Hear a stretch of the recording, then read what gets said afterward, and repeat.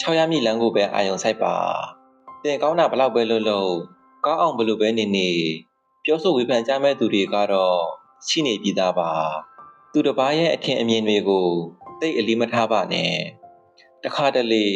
တချို့အရာတွေအတွက်မျက်စိမိတ်နားပိတ်ပါးစပ်ကိုစိတ်ထားနိုင်ခြင်းကအကောင်းဆုံးလှုပ်ဆောင်ချက်တွေဖြစ်နေပါတယ်အမိုက်တွေဥနှောင်ထဲအဝင်မခံပါနဲ့သူများတွေမကောင်းဘူးလို့ပြောတိုင်းကိုကမကောင်းတဲ့သူဖြစ်သွားတာမဟုတ်သလို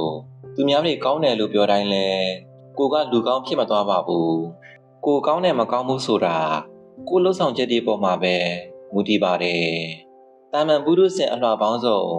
အရာမျိုးစုံအောက်မှာတင်ပါပဲလို့ကဲ့ရဲ့ပြစ်တင်ဝေဖန်ခြင်းတွေကတော့ရှိနေဦးမှာပဲဒါကြောင့်ကိုလှုပ်ရမှန်ကန်နေရင်ဘသူမကောင်းပြောခေါင်းလေးတောင်ဆောင်းခဲ့မကြည့်လိုက်ပါနဲ့ကိုလန်းကိုသာအာယုံဆိုင်ပြီးဆက်ချောက်သွားပါလမ်းဆုံးသွားတဲ့အခါ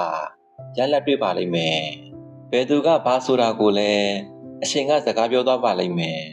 စိတ်ကိုအေးထားပါလူလောကမှာဘလောက်ပဲကောင်းအောင်နေပါစေဝေဖန်မဲ့သူတွေကတော့အမြဲရှိနေမှာပါမိမိကိုယုံကြည်ပါသူများတွေပြောတာကတင်းရဲ့တန်ဖိုးမဟုတ်ဘူးတင်းရဲ့လုပ်ရက်ကသာတင်းရဲ့တန်ဖိုးဖြစ်ပါတယ်ရှေ့ဆက်ပါ